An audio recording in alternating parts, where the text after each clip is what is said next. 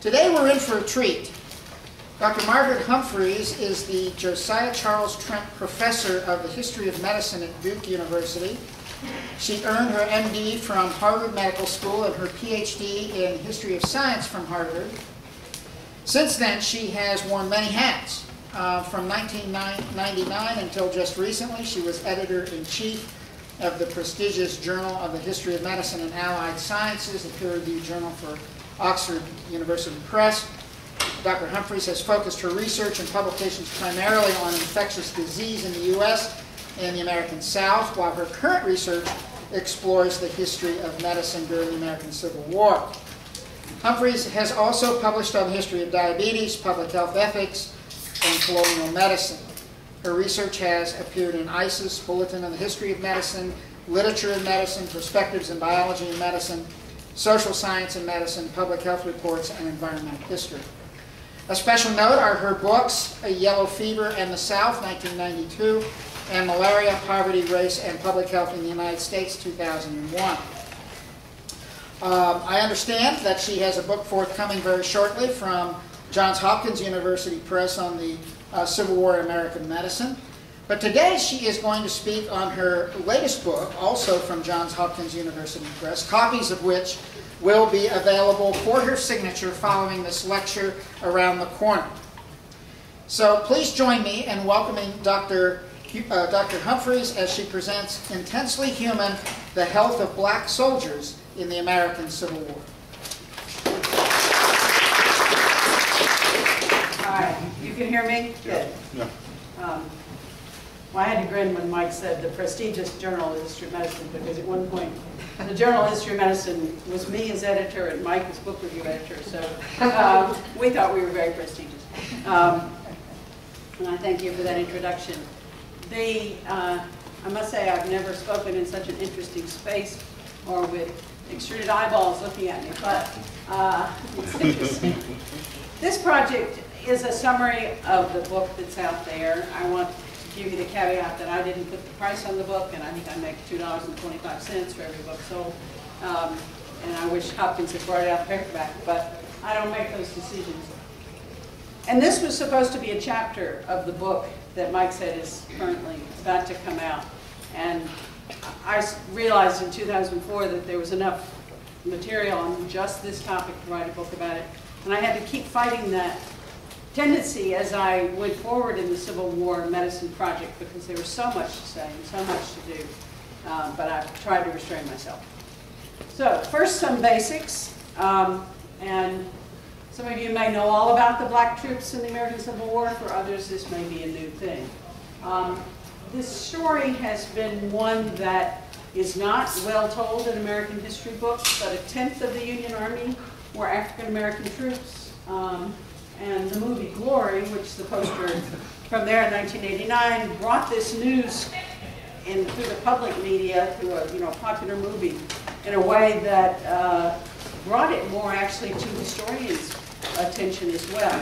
So you may know the story of the black troops through Denzel Washington and Morgan Freeman and Matthew Broderick. But this will tell you a bit more about it. Now, the other thing for a few basics, there was, Mike Flannery can tell you this, there were anesthetics.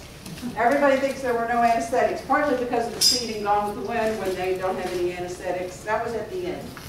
Mostly they had anesthetics. And there was, and this is an odd concept to some people, there was good medical care in the war and there was bad medical care in the war. It did make a difference who was taking care of you and how, what supplies they had and what their intent was. So what does it mean if I say, I'm going to have to step out because I can't see my slides quite well. What does it mean to say there was good medical care? First of all, and sometimes students are surprised at this, you can get over an infectious disease without antibiotics. Somehow humankind managed to make it to 1946 before antibiotics became widely available. So this is one thing to realize, that proper care can help a person recover from severe infections even without antibiotics. Hydration, food, wound care, cleanliness all make a difference. Surgery can be done well or done badly. I mean, these are truisms, but people think the Civil War doctors, you know, they were all the same, they were all stupid, they didn't know anything. But there were some who knew where the femoral artery was and some who didn't. And it made a difference when they were cutting off a leg.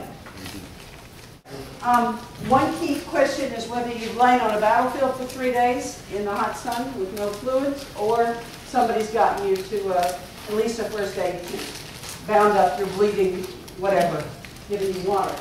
And also very important is how healthy were you before you got sick or before you got wounded.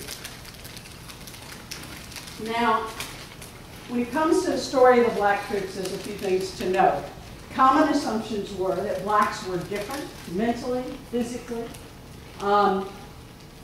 It's also a truism that Union people could be just as racist as Southerners could. Those of you that have seen Lincoln and seen the vote on the 13th Amendment saw that many Northern Congresspeople voted against the amendment that ended slavery.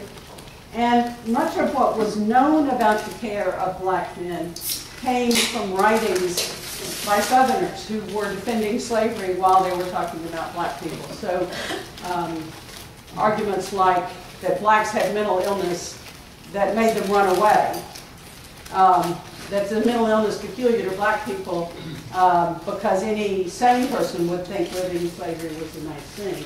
So there wasn't a whole lot Northern doctors knew about black people. So as the war continued and as the possibility that slavery was going to end became more and more of a likelihood or an actuality, a lot of questions were stirring Northern minds, not just Southern. So there were 3 or 4 million blacks in slavery at the start of the Civil War. What's going to happen to all these people? Can the black male become an independent citizen who supports himself, who will work, will take care of his family, maintain his own health, behave lawfully, and vote responsibly? Is he physically different? Is he weaker? Is he more prone to disease, more or less intelligent, more able to work in certain environments? If you put blacks in uniform, will they fight or will they run away? Some even argued that blacks weren't human, that they were some other species halfway between animals and real humans, which brought a lot of focus on so-called mulattoes, people who were of mixed race, whether they were fertile and healthy. Some said no, they'd die out in a couple of generations, and they weren't. They were somehow a feeble combination of black and white. And the whole question of whether they were property or people. So the American Civil War obviously provided new answers to these questions. Now, for anybody who's a scholar of the Civil War, these slides will be painful. This is what happened in 1862. It doesn't mention Shiloh and Donelson and a few other things, but for my purposes, I want to emphasize the fact that refugee slaves who crossed into Union lines, forced the first discussion of emancipation, what's going to happen. And I've already made this point, the reality that millions of slaves would soon be free raised concerns about qualifications for citizenship. And as a result, one of the first things the federal government does is contraband policy. So General Benjamin Butler was at Fortress Monroe at the tip of the James River Peninsula in 1862, and black slaves started crossing his lines. And his soldiers said, what do we do with these people? Here he is. What is he? Now, the fugitive slave law was still in effect. It was a Union law that would say, we need to, as people who support law and order, send these men back to their owners. That's what the law said. And Benjamin Butler said no. He said, these men are contraband of war. Now, contraband of war means they're like, it's not exactly a complimentary thing to say. A contraband of war item, it could be a wagon full of food, it could be a horse, it could be anything that would aid the enemy. So by saying that it is legit to keep the slaves, he is saying they're contraband of war, just like anything else that would have helped the Confederacy. It is a step toward liberation, but it's a peculiar sideways way to get there. And this is from a patriotic envelope. Often people sold these sort of souvenir things. So here's the southern slave owner. Come back here, you black rascal. Can't come back, know how massive this child's contraband. So it's a bit racist, but it still emphasizes the blacks are running the Fortress Monroe away from their supposed benevolent slave master. And the Union Army put them to work as cooks, teamsters, construction workers, general laborers. So that's 1862. Moving right along to 1863. Of course, the Emancipation Proclamation, January 1st, 1863, freed the slaves in all areas under rebellion or on plantations whose owners were in rebellion, which becomes relevant because slavery is still legal in Kentucky and Missouri and Maryland, which are still Union states.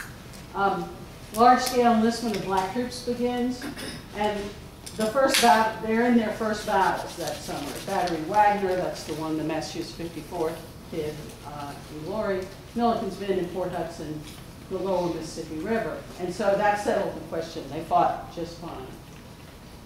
So by the end of 1863, more and more Northerners would come to agree that the black man, properly led, made a good soldier. And people began to talk about this as a way to solve the citizenship problem. That if you make a slave into a soldier, then that's a good bridge to citizenship. I think, since this is traveling over there, I'll move this to here, which doesn't, that is my head motion. Also not causing problems. Can you still hear me though? Yeah. Okay. All right. So a time of transition. This is Harper's Weekly, January 1863. So just 2 weeks after the Emancipation Proclamation, cutting his old associates. Remember, the Southerners would talk about slaves as chattel, as animals. And man of color ought to get out. I ain't one of you no more. I's a man, I is. And you see that all these animals, including this UNC fan, are aghast at this. Sorry. It's a joke, goes over better. Anyway, so Frederick Douglass, of course, big spokesman for the rights of black men, was also one of the ones who saw that if you put black men into the army, it will help push their acceptance and their transition to full citizenship. Now we'll see if it works. This is what I'm about to show you is fair use, but extracted from Ken Burns' Civil War, and I hope you would approve. Once let the black man get upon his person the brass letters U.S. Let him get an eagle on his buttons and a musket on his shoulder and bullets in his pockets. And there is no power on earth which can deny that he has earned the right to citizenship in the United States.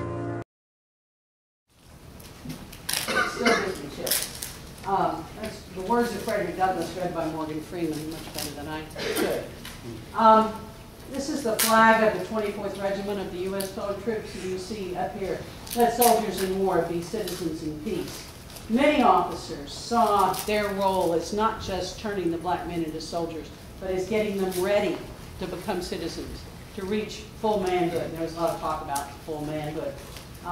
So that they had classes to teach them to read and write and things like that in their camps. But other people continued to make fun of them, saying that they're never going to fight, they're not going to be good soldiers.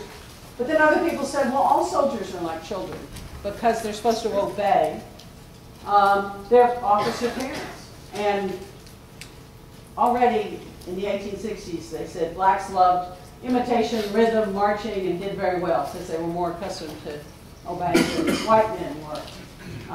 White Southerners, on the other hand, would say, when in the Army, that I feel like a slave. Somebody's telling me what to do, and they didn't like it. It was an interesting transition for them. So this talk, though, is supposed to be about the health of the black soldier, and all that citizenship and enrollment leads up to this, because broad questions about biological differences remain. In the contraband camps, the mortality rates were startlingly high. These are camps now, or refugee camps of slaves that have escaped, and it's not like the government or the Red Cross set up space for them to live in. It's just they made their own space within the reach of the Union Army that would protect them. But their mortality rates approached 25% a year. Black soldiers that had been enlisted had alarming rates of morbidity and mortality. For you non-medical people, morbidity is rates of disease. I suppose everybody knows mortality. Worst and perhaps most infamous was the 65th U.S. Colored Infantry that enrolled 1,700 enlisted men. 772 died of disease. This is a regiment that saw no combat. So, you know, and they had to keep putting people in to keep the regiment alive. So people started asking, well, maybe the Southerners are right. Black men or black people are more weak, and the black man could not thrive in freedom. The required statistics slide that shows one way to look at what they were talking about. The deaths from disease per 1,000 men of U.S. colored troops was about 1 in 7. And whereas for white volunteers, it was 1 in 17. Now, you'll notice deaths from battle, 1 in 62 for black troops, 1 in 29 for white volunteers, on the Union side. This is because they tended to put black troops as garrison troops, meaning they'd capture a fort on the Mississippi River, they'd use the black troops to hold the fort while the white army goes on.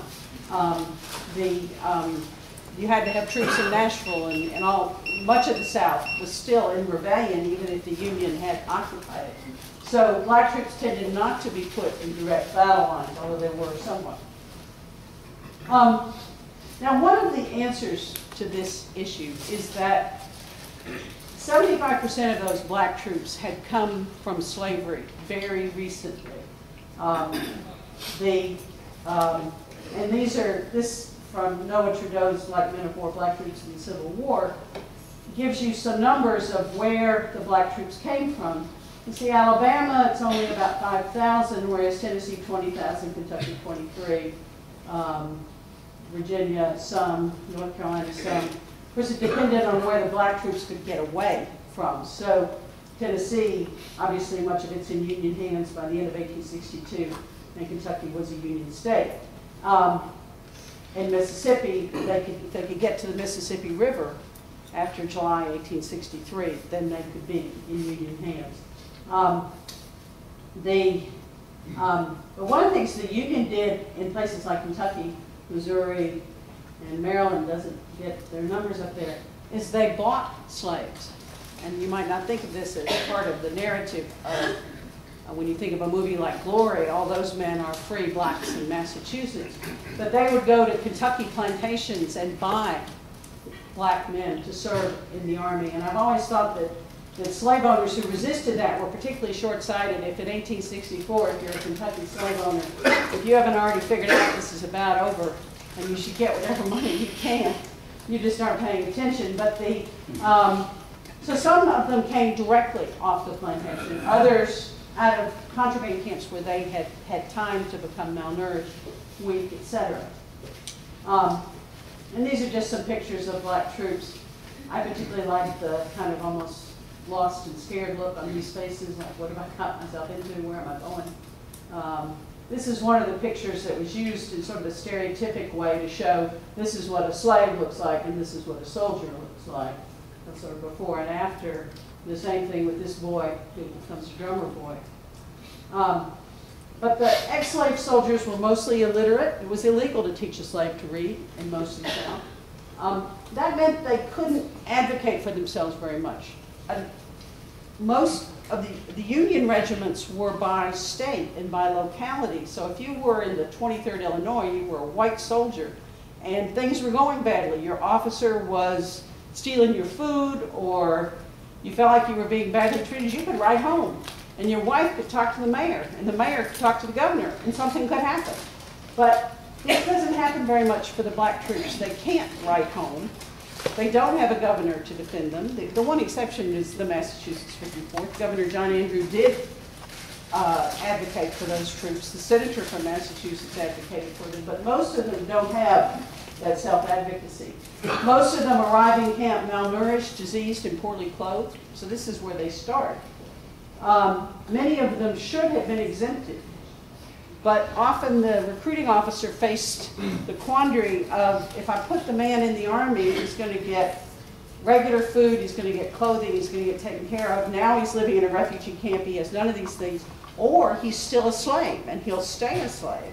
So if I put him in the Army, I'm helping him, even if he does seem to have some of these problems that would have exempted him if he'd been a white recruit. And then this external advocacy group point. And they were treated as second-class soldiers. From the beginning, they received lower pay. With that lower pay, they were less able to buy. There was this entity called the Camp Sutler in Civil War camps that sold extra food to soldiers or other things. And you'd go to the Sutler and you'd buy a pie. Sometimes the pie had a bottle of whiskey in it, but because whiskey was illegal to be sold. But they couldn't buy anything, the soldiers, because they didn't have no money. They received poor quality, inadequate rations, and then a whole host of just physical things were bad for them. They got the tents that other units had already sent back as being worn out. They were good enough for the black troops. Similarly, shabby clothing, their firearms didn't fire, and most of their officers were officers to the black troops to get the promotion, not out of noble ideals like that in Broderick and Warren. The medical care of the black soldier was likewise not very good. There were never enough doctors. They didn't have enough medicine, the doctors they did have. Their hospitals were noted, when noted at all, to be particularly dirty, with poor diet, inadequate supplies. And then this may seem like a bizarre point to put here, but I think it was a major thing. The doctor controlled, just like now, if a student wants to miss an exam and they get an official doctor's note, they're legitimately sick. Or if you get out on workman's comp or got to have surgery, the doctor makes you legitimately away from your job. And the same thing in the Army. If the man wants to stay in bed all day because he's sick, the doctor's the one who blesses him and says, thou may stay in bed. But these doctors tended to buy into the Southern point of view that black men are lazy and prone to what they call malingering, and there's nothing wrong with him, he's just trying to goof off, send him off to work. So they approached this distribution of furloughs and rest. Furloughs would be time to go home or be out of the Army for a while. Were not distributed fairly between whites and blacks. Now, the problem of not enough doctors. That's 1863. Pretty much every doctor that wants to be in the Army, North and South, is already in the Army. The others are too old. Think of Dr. Meade and Gone with the Wind, or unwilling, or whatever, but they don't want to be there. So where are they going to get? They create more than 100 new regiments for these black troops. Where are they going to get doctors for them? And added to it is the problem that doctors may have been less excited about serving black troops than white troops. So this gentleman, General Lorenzo Thomas, was involved in recruiting and forming black regiments in particularly the West, in Kentucky, Missouri. And one proposal was, well, let's let hospital stewards serve as doctors for the black regiments, because after all, they're just the black regiments. Now, if you want to know what a hospital steward is, ask this man right here. They're more or less pharmacists. Some of them would have been pharmacists before the war and know something about medicine. Others were trained on the spot because they were somebody who could read, write, maybe even know Latin. But they're not trained in medicine in a medical school. Not that that meant that much in 1860 necessarily, but the problem is they have no surgical training. They may know a lot about medicines, but they have no surgical training. And this guy is saying, when I form regiments, they ought to have real doctors. And he even would go inspect regiments, find out their doctors were not real doctors, and cause a fuss and so forth. Not a whole lot of people. It doesn't seem like he had the power to enforce his point of view, in part because there were no doctors lining up for these positions. Now, General Nathaniel Banks, who you may know from his expeditions up the Red River and his work in Louisiana, pointed out that if rarely were black troops just all by themselves, they're fighting alongside white troops. And so if there's a battle, and just like at Gettysburg, for example, you know, you have regiment by regiment by regiment, and all hell breaks loose, and you're running back, or you're back and you're wounded, you don't necessarily, the first doctor you see is not the doctor for your own regiment. It may well be a doctor for some other regiment. And if that other regiment is black, and you've allowed lower standards for doctors, then heaven forbid, white soldiers are going to be treated by these inferior practitioners. So the remonstrants, I love Civil War language, were also made by officers of high rank, commanding white troops against the appointment of such men, meaning inadequately trained doctors, because, upon the ground that in the exigencies of battle, any officer, not just soldier, but officer, might be subjected to treatment by this inadequate class of doctors. So both of these represented or knew this problem. Banks sent recruitment officers to all the medical schools, trying to get freshly minted doctors to come work in these regiments. And he actually hired some people who hadn't even graduated from medical school yet. They were medical students, and put them in the ranks. And I found one response to this from a black soldier who was literate enough to write from Texas in 1865. The doctors visit him about 3 times a week, and they do more harm than good. They poison the soldiers. They are called doctors, but they are not. They're only students who knows nothing about issuing medicine. Any medical students here? Hospital patients tend to respond this way still. They're nervous. Anyway, so, well, one solution is let's get black doctors to work for the black regiments. And this fellow, Alexander Augusta, is one of the most famous black doctors of his era. He trained at the University of Toronto. And he wrote to Abraham Lincoln in 1863 and said, give me an appointment to the colored regiment so I can serve. And Lincoln passed it down the line. He came down. He was examined, found quite competent, and appointed major and surgeon in April 1863. Fine and dandy. However, there's a system in the Army that not only is your rank by, you know, captain, major, whatnot, but also by when you came in. So if somebody comes in before you, you have sort of priority rights over somebody who came after you. And the assistant surgeons with a rank lower than major, Augusta is now a major. That meant assistant surgeons should salute him, for example. Those of you in the military know these hierarchies are very important. Well, this gentleman, Joel Morris, who happened to be white, was damned and determined he was not going to salute any black man, whether he wore major's markings on his shoulders or not. This is wrong, he wrote John Sherman of Ohio, brother of that other Sherman that took a hike through Georgia. So he wrote John Sherman of Ohio, this wrong is grave, unjust, and humiliating. This thing of amalgamation or miscegenation in the appointment of officers, I do not believe it. The white assistant surgeons would not serve with black majors. So what's an army to do?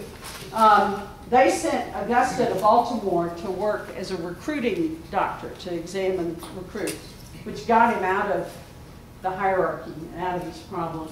And when he left the Army, he left with the highest rank of a black officer in the Civil War, the brevet rank of lieutenant colonel. He goes on to help found Howard University and becomes a leader in the Black Medical Association, led a fight to try to get that association admitted on equal terms to the American Medical Association in 1870, but the AMA was busy trying to reconstitute its national character, which meant welcoming the Southerners back in, so he failed in that attempt.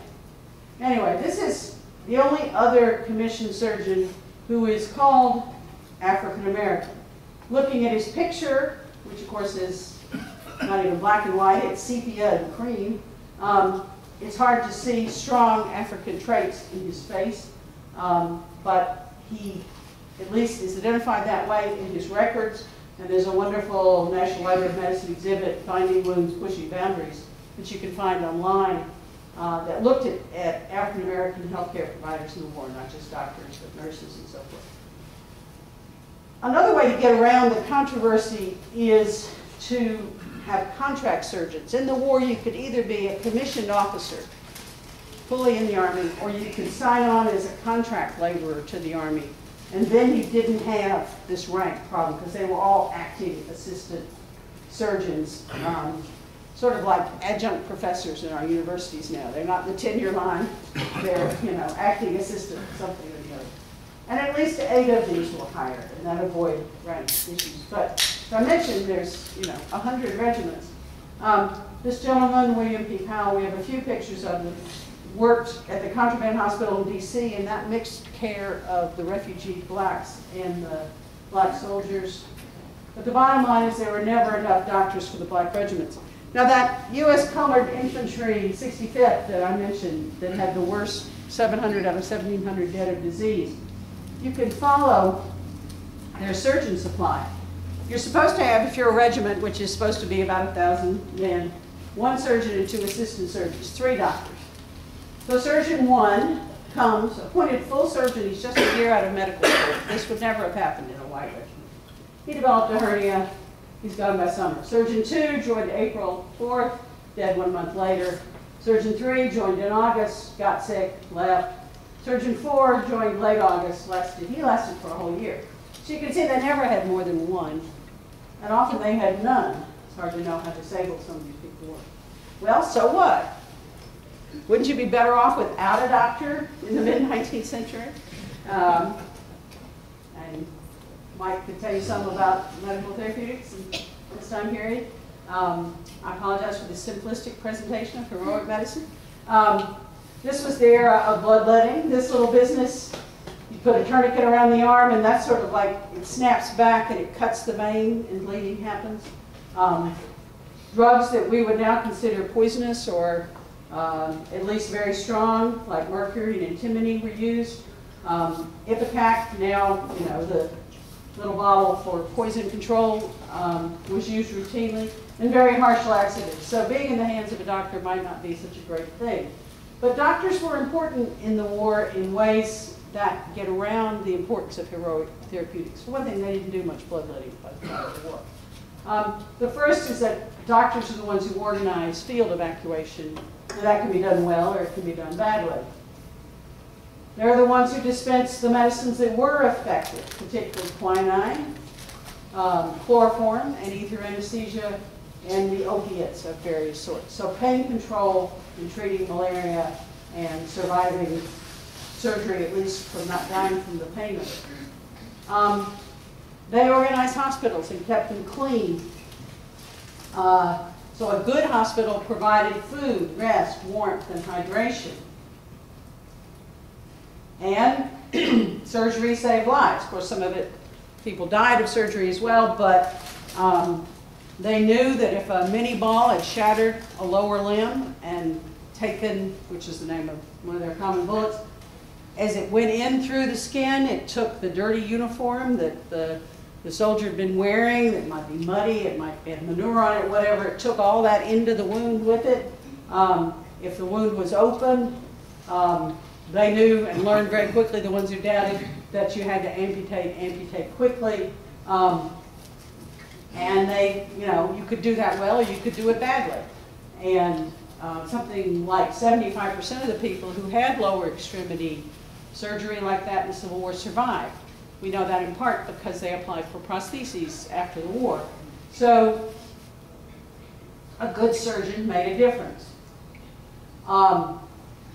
The medical officers, I already made this point about rest and furloughs, the colored troops were worked harder.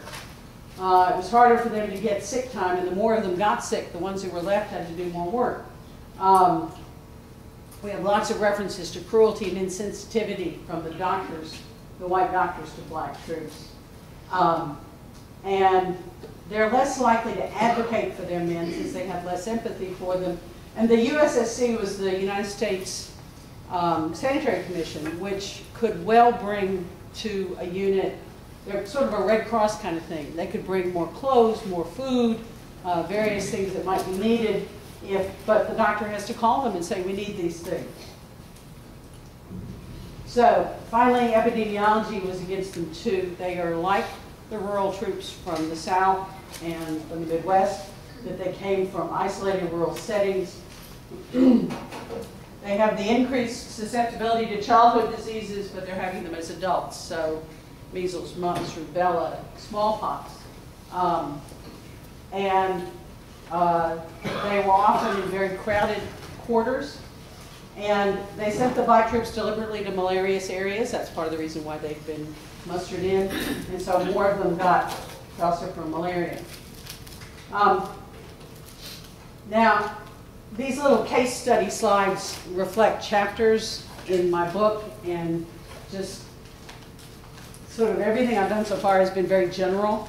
So these are kind of some specific locations and what happened to the black troops in those locations. Benton Barracks in St. Louis is where the fairgrounds used to be in St. Louis. It's now a very bad part of town, but I visited it once. Was a gathering point for recruits, black recruits from Missouri, Kentucky, and Tennessee. The housing was grossly inadequate. They were jammed in there in the middle of a very cold winter. Many regiments that were forming didn't have doctors yet, and all sorts of diseases broke out at the same time. Measles, bacterial, or at least what appears to be meningococcal meningitis, pneumonia, smallpox, with high mortality. By the winter of 63-64, which is when this was happening, by February, tuberculosis appears among those troops. And we know from the autopsies that were done on them by Ira Russell that there wasn't any TB. You can see TB enter, if you will, in February, and then suddenly there's a cascade of cases of TB in the autopsies he's doing. So they're crowded, they're not getting very good care, and they came in, you know, they sent them on train loads without fire in rags to get to Benton Barracks. The second place I looked at was Port Hudson in Louisiana, a highly malarious area, falciparum malaria as a problem. They brought the black troops in there, and they didn't think blacks needed quinine, so they would give it to them. They were camped in an area with a very high water table. They sank wells, sometimes through a burying ground from a previous battle. Dysentery, not surprisingly, was rampant. And they were afraid to let the black troops go out to do local foraging, which is one way that white troops routinely supplemented their diet. So amidst an area with, you know, lemon trees and citrus growing not that far away, these men developed scurvy. Scurvy was worse at Brazos, Santiago, Texas in the summer of 1865. This area, it's interesting, it's just to the south of South Padre Island, which is like a high class real estate area of the Texas coast now, but it was hell when these troops were there because there was very little water. The water, if you sank a well, was brackish. They were camped on a sandy island, so if you imagine the kind of lovely barrier island places that many of us go for the beach, but you take away the houses, you take away the piped-in water and try to survive out there. That's what they were dealing with. Their officers were not particularly caring, and scurvy became rampant. And even in the hospital, the men were fed hardtack, which is just like a big, hard, salty cracker, and coffee. And there's a wonderful, wonderful, horrible description of the men gnawing on the hardtack, and their teeth are breaking off, and their gums are bleeding from the scurvy, so the blood's running down the white hardtack. We know this because the Sanitary Commission ended up getting involved, not because somebody called them, but because they just heard about it. So, summary so far. All of these factors work together to increase the mortality of black troops. That mortality was widely recognized at the time, and it called forth investigation, study, and explanation. So I'm going to talk now some about medical research in the war and the forms it could take. And we'll try to hurry up here. Northern doctors were fascinated with blacks. They'd never had so many blacks to look at before. And so they started studying them a variety of ways. One was autopsy. These are, I was talking about the autopsy records from St. Louis. I won't dwell on this, but I do like this fact.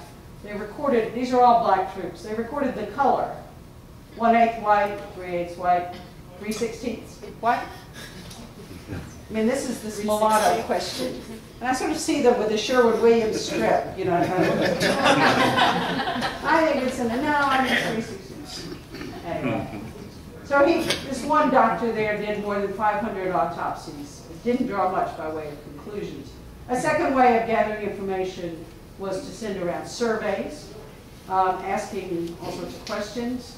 A third way was to actively measure the body, and this is work of Vincent Gould that's fairly well known. He did heights, weights, lung capacity, strength, and endurance.